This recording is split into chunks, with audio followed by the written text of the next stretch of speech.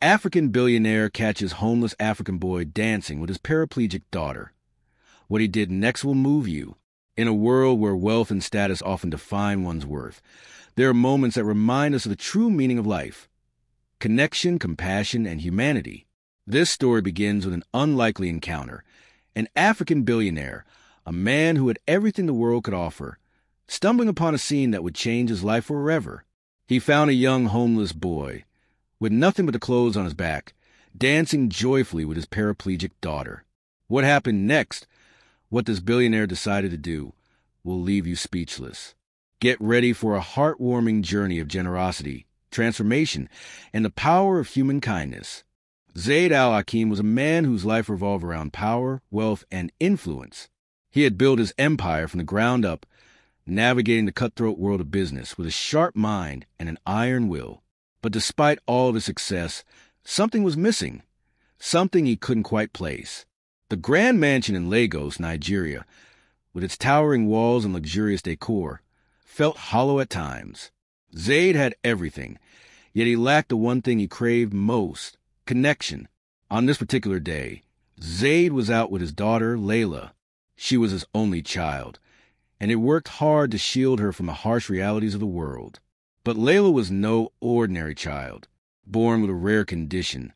She was paralyzed from the waist down, bound to a wheelchair for the rest of her life.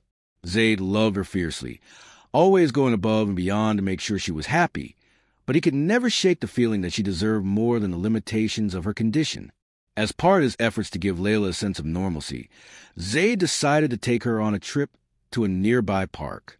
The idea was simple: spend some quality time together, enjoy the fresh air, and let Layla experience the world outside the confines of their luxurious estate. Little did Zaid know, this trip would be the beginning of a life-changing encounter. Arriving at the park, Zaid wheeled Layla up a gentle slope, finding a peaceful spot by a fountain. It was a serene setting, with the sun shining brightly and birds singing in the trees. The atmosphere was perfect, and for a moment, Zaid allowed himself to relax, watching as his daughter smiled and took in the beauty around her. But it wasn't long before something caught Zaid's attention. At the far end of the park, a group of people had gathered. There was laughter, music, and movement. Intrigued, Zaid's curiosity got the best of him, and he gently pushed Layla's wheelchair toward the source of the noise. As they approached, Zaid saw the group more clearly: a circle of people, young and old, some clapping and cheering. In the center of the circle stood a young boy, no older than 12 or 13, with dark skin and tattered clothes. He was barefoot. His clothes were worn and dusty, but none of that mattered as he moved with pure joy and abandon. The boy was dancing, his body flowing effortlessly to the rhythm of a beat that only he seemed to hear. Zaid couldn't help but watch, captivated by the boy's energy and spirit. The child's face was filled with a smile that could rival the brightest stars. It was a kind of happiness that didn't rely on wealth or possessions, but on something far deeper: freedom, expression, and pure joy. But it wasn't just the boy's dancing that caught Zaid's attention. What truly stunned him was the sight next to the boy: a girl, no older than Layla, sitting in a wheelchair. Her body was frail, and her legs were bound, but she was laughing, her eyes sparkling with the same joy as the boy. The girl had a glow about her, one that Zaid had never seen in anyone who faced the challenges that Layla did. The boy's movements were fluid, and he seemed to be dancing just for her, encouraging her to smile and enjoy the moment. And that's exactly what she did. Her laughter was infectious, and she clapped her hands to the rhythm, her face lighting up with an expression of pure delight. Zaid's heart clenched. He had seen many moments of joy in his life, but there was something different about this one. Here was a boy with nothing, living on the streets, who had found a way to bring happiness to a little girl who, in many people's eyes, was confined to a life of limitations. Zaid didn't know it yet, but this moment would change everything for him. As Zaid wheeled Layla closer, the boy noticed them. His smile widened, and he finished his dance with a flourish before walking over to them. His eyes were kind and gentle as he approached, and he spoke softly. "Would you like to join us?" he asked, his voice filled with warmth and sincerity. Zaid was taken aback. Here was a homeless child offering a moment of joy to a billionaire's daughter, without any ulterior motive, without any expectations. He looked at Layla, who smiled shyly at the boy, and then back at the boy himself, whose eyes seemed to hold a wisdom that belied his young age. "What's your name?" Zaid asked, his voice filled with curiosity. "I'm Tund," the boy replied. "And this is my friend Amara," he said, nodding toward the girl in the wheelchair. Zaid introduced himself and Layla, and after a brief moment of hesitation, he asked, "How is it that you dance like this? And what brings you to this park?" Tund smiled didn't fade as he replied, "I dance because it makes me feel free. It doesn't matter that I don't have a home or anything else. When I dance, I feel like I can do anything. Amara is my friend. She doesn't have a lot, but she's happy when we're together. We share what we have, and that's enough for us." Zaid stood there in stunned silence. This boy, who had so little, had managed to bring a level of joy to his daughter that Zaid hadn't even realized she was missing. It was as though he had reminded her and Zaid of the beauty and the simplicity of life, in moments of connection that transcended material wealth. Tund reached out his hand to Layla, and she took it, her eyes wide with wonder. "Dance with me," he said, smiling. Layla giggled, the sound of it a pure, untainted joy. In that moment, something shifted in Zaid. He had spent his entire life chasing success and fortune, thinking they would bring him fulfillment. But now, standing in the park, watching a homeless boy dance with his daughter, he realized that the richest moments in life had nothing to do with wealth. They had everything to do with human connection. As the sun began to set, painting the sky with hues of orange and pink, Zaid made a decision. He would change the lives of both Tund and Amara in a way that would empower them, not just as a gesture of charity, but as a way to help them rise above their circumstances, to thrive and be seen for who they truly were, resilient, strong, and full of potential. But Zaid didn't just want to help them. He wanted to learn from them. In their strength, he saw a reflection of something he had been missing all along. After Zaid made his decision to help Tund and Amara, things began moving faster than anticipated. Zaid understood that building a business from scratch, especially one as unique as a therapy center for people with disabilities, would be a huge challenge. But he wasn't someone who shied away from challenges. This wasn't just about providing financial aid. It was about changing lives, giving hope to two people who had never been given a fair chance. In his office, Zaid reviewed the initial plans for the center. He had already reached out to doctors specializing in spinal cord injuries and rehabilitation.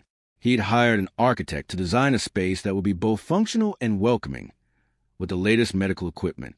One aspect of the center, dance therapy, was something Zaid had never considered, but it had been Tund's idea, and it resonated deeply with him.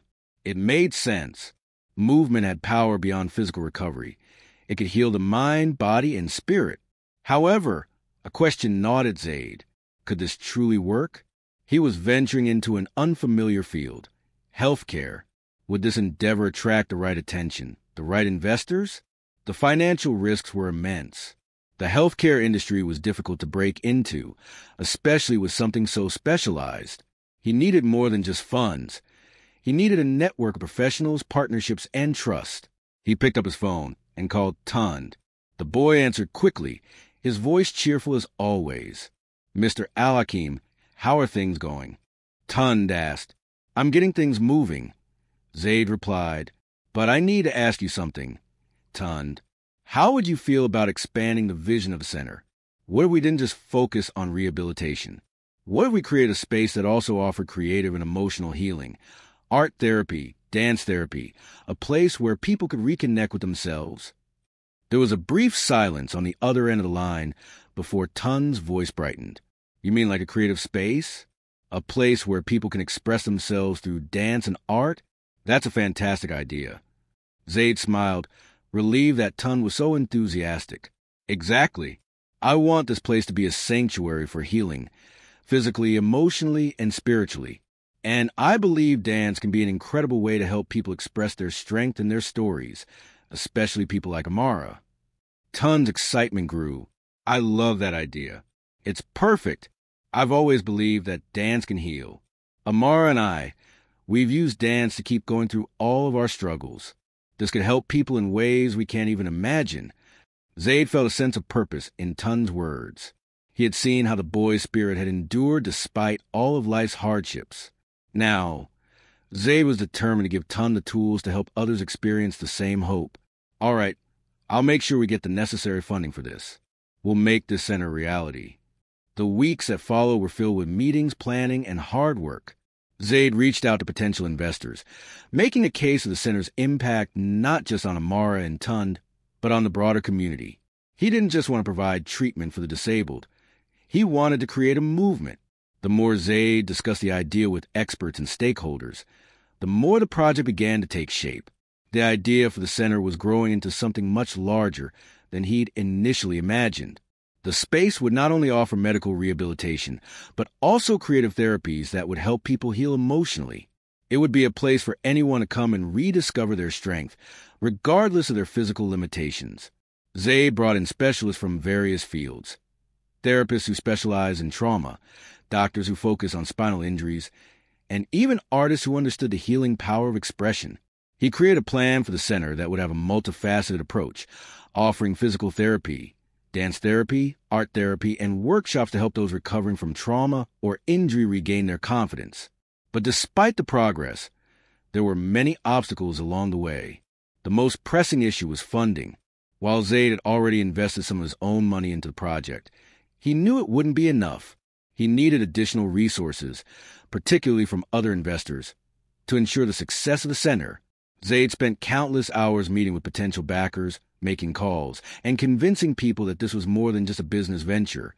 It was a chance to change lives, a way to use his influence to create something lasting. But he also understood that the project had risks. The healthcare industry was notoriously difficult to navigate, and the idea of combining physical therapy with art and dance was something completely new.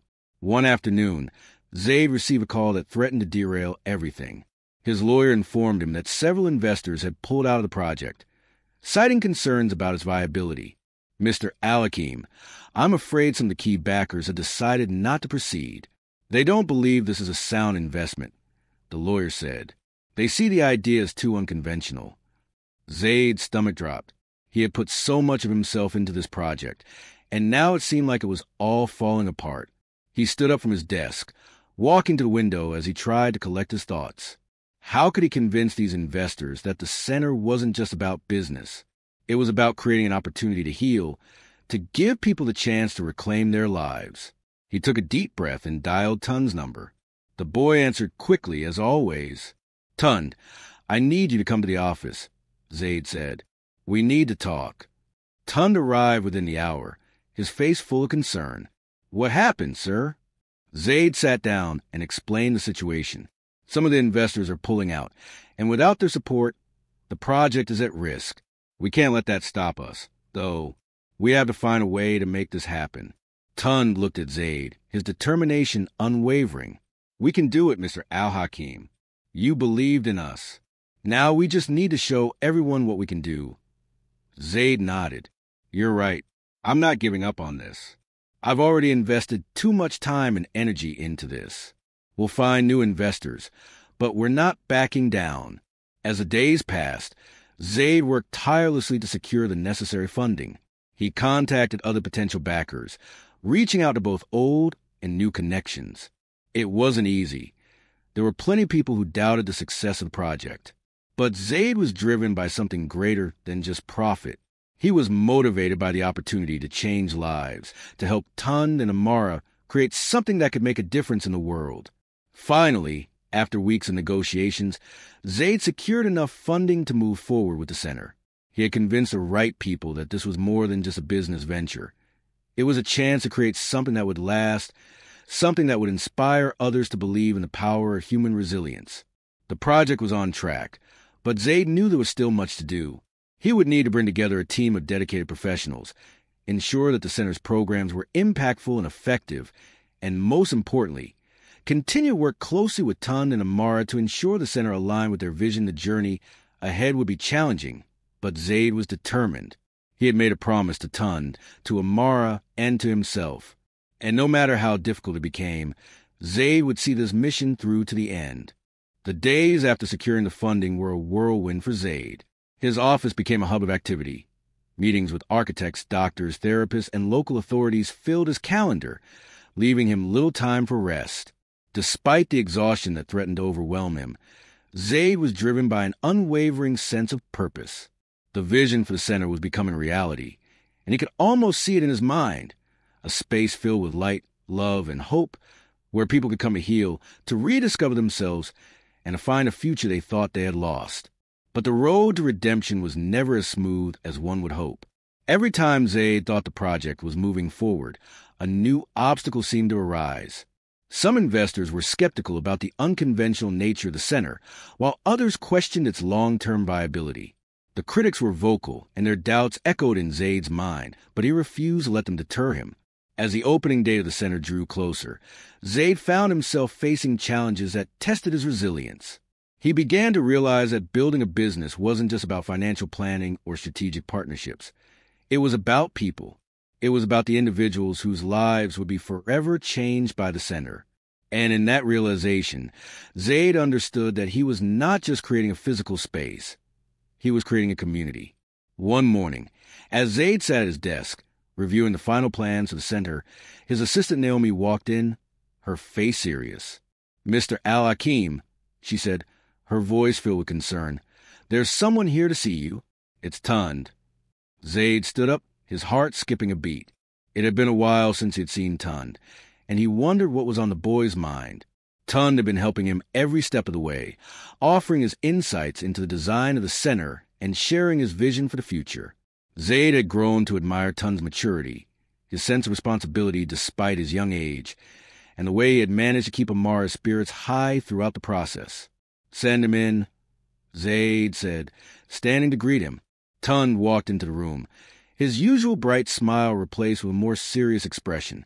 He looked around the office for a moment, then turned his gaze to Zaid. "I've been thinking a lot," Tund began, his voice soft but filled with determination. Zaid gestured for him to sit. "What's on your mind, Tund?" Tund took a deep breath before speaking. "I know we've been working really hard to get the center off the ground, but I'm starting to wonder if we're doing enough. Amara, she's been getting worse. The treatments haven't been as effective as we hoped, and it's hard to stay positive when she's in so much pain." Zaid's heart ached at the thought of Amara's struggles. He had seen her a few times during the planning phase. Always smiling, always hopeful, but he knew the toll her condition was taking on her. Zaid had promised her that he would help her walk again, but he knew there were no guarantees in the world of medicine. "I understand, Tund," Zaid said, his voice steady but compassionate. "I know how hard this is for you both, but we're doing everything we can. The center will help, I promise. It's not just about physical therapy.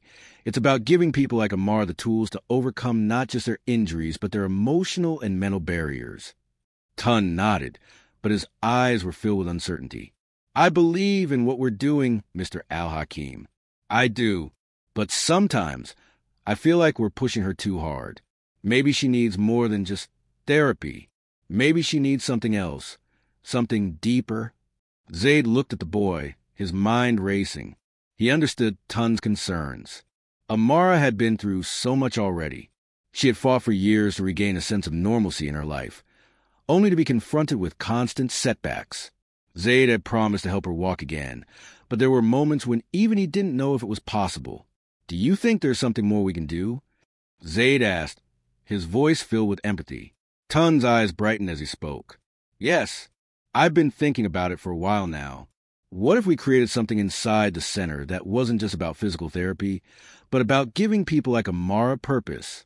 Something that would reignite their sense of self-worth. Something that would make them feel like they can achieve something despite their challenges." Zaid leaned forward, intrigued by Tund's idea. "What do you have in mind?" "We could start an initiative where people who are going through therapy can create something, art, dance, even writing. Something that helps them express their struggles, their triumphs. I know Amara would love to be involved in something like that. It could be a way to help her and others focus on what they can do instead of what they can't." Zaid's heart stirred with hope. Tund's idea was more than just therapy. It was a way to help people reclaim their lives, to find purpose and strength in the face of adversity. It was about offering a space where people could express themselves and be heard. "I love that idea, Tund," Zaid said, standing up and pacing around the room. "It's not just about healing the body. It's about healing the spirit. I'm going to make it happen. I'll make sure we incorporate it into the center. Tun's face lit up with gratitude. Thank you, Mr. Al-Hakim. I know it's not easy, but I really believe this could make a difference for so many people. Zaid placed a hand on Tun's shoulder. We're in this together, Tund. We're not just building a business. We're building a movement. And we'll do whatever it takes to make sure people like Amara, like you, have the chance to live a full life. In the weeks that followed, Zaid worked relentlessly to implement Tun's idea into the center's program. He met with the team, reorganizing the space to include creative workshops, a place where patients could express themselves through art, dance, or writing. He brought in artists and counselors to guide the therapy sessions, ensuring that the center wasn't just a medical facility, but a space where people could rebuild their emotional and mental strength. But as Zaid poured his energy into these efforts, the challenges didn't stop. The center's grand opening was just weeks away, and there were still numerous hurdles to overcome. Legal paperwork, staffing issues, and logistical problems loomed over the project like a dark cloud. Even the best plans couldn't shield Zaid from the reality of running a large-scale operation. Still, Zaid refused to give in. Every time he felt the weight of the responsibility pressing down on him, he thought of Tund and Amara. He thought of the people they were doing this for, the ones who had been overlooked, underestimated, or forgotten. It was for them that he had invested so much of his time, his energy, and his heart. With every obstacle, Zaid's resolve only grew stronger. This wasn't just about creating a business. It was about creating a legacy, one that would change lives for generations to come. The day of the grand opening arrived faster than Zaid had anticipated. It seemed as if only yesterday he had been sitting in his office, envisioning the center that would change the lives of so many people. Now the day had come, and the space was ready. The grand opening was more than just a ceremony. It was the beginning of a movement that Zaid had worked tirelessly to build. But as with all new endeavors, there was an air of uncertainty. Would people believe in the vision he had so passionately sold? Would the center truly offer the transformation it promised? Zaid stood outside the building, his eyes scanning the massive structure. The center had been designed to be welcoming, with wide windows that let in natural light, bright hallways that echo with the sounds of laughter and music, and rooms specifically created to help heal both the body and the mind. The dance therapy studio was particularly striking, with its large mirrors, wooden floors, and bright colors. It was a space where patients could let go of their fears, a place where they could express themselves freely without judgment. Tund and Amara had been by his side every step of the way. Amara had even taken part in some of the dance therapy sessions, though her own recovery had been slow. Tund had become the center's unofficial ambassador, meeting with visitors and sharing his passion for what they were creating. Their bond, both professional and personal, had grown even stronger as they worked together to bring this dream to life. Yet, as the doors opened for the first group of patients and guests to arrive, Zaid couldn't shake the feeling of nervousness. He knew how much was at stake, but he also knew that this wasn't just a financial investment. It was an investment in people, in the community, and in the power of healing. The opening ceremony began with speeches from local dignitaries, doctors, and some of Zaid's closest associates. There were promises of change, of hope, and of a future where those with physical and emotional challenges would have the opportunity to rebuild their lives. Zaid spoke last, his voice steady but filled with emotion. "Today," Zaid said, his eyes scanning the crowd, "we're not just opening a building. We're opening a new chapter in the lives of people who have been given the opportunity to heal, to find themselves again. This center is not just about physical recovery. It's about reclaiming one's identity, finding strength in the face of adversity, and knowing that no matter how difficult the journey, you're never alone." The crowd cheered, and for a moment, Zaid felt a deep sense of satisfaction. They were off to a good start. But as the guests began to tour the facility, Zaid couldn't shake the nagging feeling that something wasn't right. The atmosphere, although warm and welcoming, seemed strained. The volunteers, the staff, even the visitors, were all watching closely, perhaps unsure if the center would live up to its promises. Zaid's assistant, Naomi, approached him with a concerned expression. "Mr. Al-Hakim, there's something you need to know." One of the investors pulled out last minute. Zaid's heart sank. He had fought so hard to secure the funding needed for the center, and now, With the opening just beginning, one of his backers had backed out. "What do you mean?" Zaid asked, his voice tight with worry. Naomi handed him a letter. "They say they're not convinced that the center will generate the kind of return they expected. They're worried that this whole endeavor is more of a social project than a business opportunity." Zaid took the letter and scanned it quickly. His frustration mounted as he read. The center was still in its early days, and it was going to take time to build a strong reputation. He had always known there were risks, but hearing this now, on the day of the grand opening, felt like a punch to the gut. "Do you think it's just about the money?" Zaid asked Naomi, his voice steady, though a storm was brewing inside him. "No," Naomi replied, her expression sympathetic. "But they're investors, and they want to see returns. They don't see the bigger picture yet." Zaid sighed and folded the letter.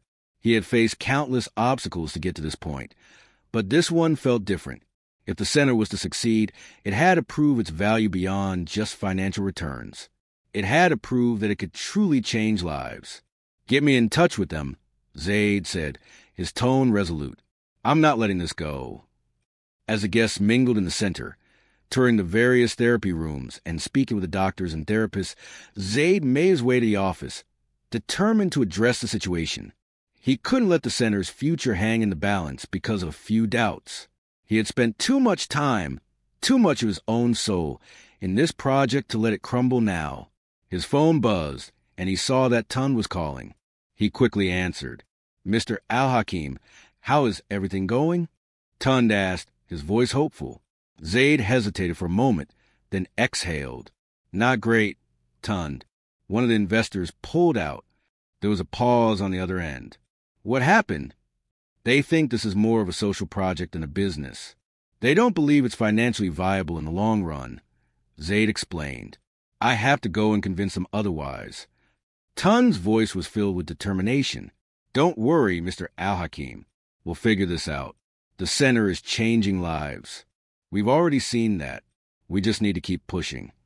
Zaid smiled, feeling a sense of comfort in Tun's words. "You're right. I'm not giving up. I can't. We've come too far." "Exactly," Tun replied. "Keep going. We've already made a difference, and we'll keep making one." After a brief meeting with his lawyer, Zaid dialed the investor's number. The call was brief but intense, as Zaid explained the bigger picture, the impact the center would have on the community, the lives it would transform, and how, in the long run, it could be more valuable than any immediate returns.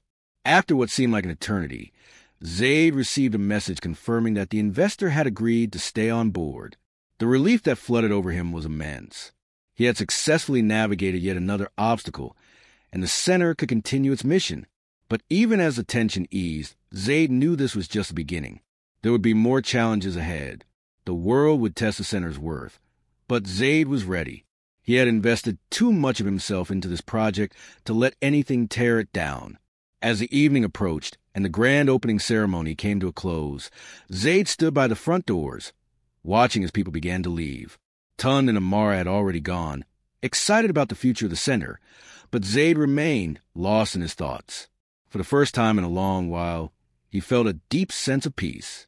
The center wasn't just a dream anymore. It was real. The healing had begun, and Zaid had played a part in it. But more importantly, he had realized that his life, his wealth, his success, meant nothing unless it was used to help others. The center was a reflection of that truth. It was a place for healing, for hope, for redemption. As the last guest left the building, Zaid took one final look at the center. He smiled, knowing that this was just the beginning. The center had grown into something more than Zaid had ever imagined. What began as a simple idea, an attempt to bring together physical therapy and emotional healing, had blossomed into a full-scale, life-changing sanctuary for people in need. Tund and Amara had been right beside him every step of the way, their presence a reminder of the heart of the project. And now, the day had come, the day when everything Zaid had worked for would be put to the ultimate test. The walls of the center had seen joy and tears, triumph and defeat. Patients had come through its doors with broken bodies and broken spirits, and with every passing day, they had left a little more whole. Zaid had watched this transformation unfold with a sense of awe, realizing that in helping others find healing, he was healing too. It wasn't just the patients who were being restored. It was him as well. But even with all the progress, the road had not been without its obstacles. There were still lingering doubts in the business world about the center's financial viability, and Zaid had fought tooth and nail to prove its worth. His investors were still cautious, skeptical that a non-profit model could sustain itself in the long run. The center was still in its infancy, and the demands of maintaining it were growing every day. The pressure was building. And as Zaid looked out over the center from his office window, he couldn't shake the feeling that everything was on the brink of collapse. It was a late afternoon when the phone call came. Zaid was sitting in his office, poring over financial reports, when Naomi, his assistant, walked in with a worried expression. "Mr. Al-Hakim, there's a problem," she said, her voice heavy with concern. Zaid looked up, his heart already racing. "What is it, Naomi?" Naomi hesitated for a moment before speaking. "The investors, some of them are pulling out. They say the center isn't turning a profit as quickly as they had hoped. They want to see results, or they'll withdraw their funding." Zaid's stomach dropped. This was the moment he had feared. He had worked tirelessly to build the center, to turn his vision into reality, and now it felt like it was slipping through his fingers. He knew the risks of the center's unconventional model, but he had believed in it with everything he had. How could he explain to these investors that this wasn't just a business? It was a chance to transform lives. "Get them on the phone," Zaid said, his voice steady, but his mind racing. "I need to speak with them." The call with the investors was tense. Zaid spoke from the heart, explaining again why he had created the center. He spoke of the people they had helped, the lives they had touched, and the promise of hope that the center brought to the community. But the investors weren't convinced. They demanded results, numbers, and projections. They wanted something tangible, a quick return on their investment. Zaid knew this was coming, but the weight of their words still stung. It was as if all the work he had poured into this center was being measured against a simple balance sheet. But Zaid refused to let that define the center's worth. He had never believed that success could be measured in profit alone. For him, success meant making a real difference, touching lives, and giving people hope. When the call ended, Zaid felt defeated. His hands were shaking as he placed the phone down. The investors were right. He needed to show them that this was more than just a dream. He had to prove that the center could survive, not just as an idea, but as a sustainable business. Later that night, Zaid met with Tund and Amara. They had become more than just collaborators. They had become his family. They had shared in his victories, his doubts, and his struggles. Now, they sat together in the center's conference room, facing the same uncertain future. Tund looked at Zaid, his eyes filled with both understanding and hope. "We can't let them define us, Mr. Al-Hakim. We've already changed so many lives. People are coming here, finding hope, finding strength. That's what matters." Amara nodded in agreement. "We've built something here that can't be measured in numbers. It's bigger than that." Zaid looked at both of them, his heart swelling with gratitude. They were right. This wasn't about making money. It was about making an impact. But in the world of business, impact didn't always speak loud enough. Numbers did. And Zaid knew he had to find a way to prove that the center could survive long term. "I need to find a solution," Zaid said, his voice quiet but determined. "I can't lose this, not after everything we built." Tund's voice was filled with reassurance. "You won't. We won't let you." Amara smiled softly. "We'll find a way. Together." Zaid took a deep breath, feeling the weight of their words settle into his chest. He couldn't do this alone. He never could. He had always relied on his wealth, his influence, his connections. But it was moments like these that reminded him of the most important thing he had, the people who believed in him, who shared his vision, and who were willing to fight beside him. With their support, Zaid knew he could face whatever came next.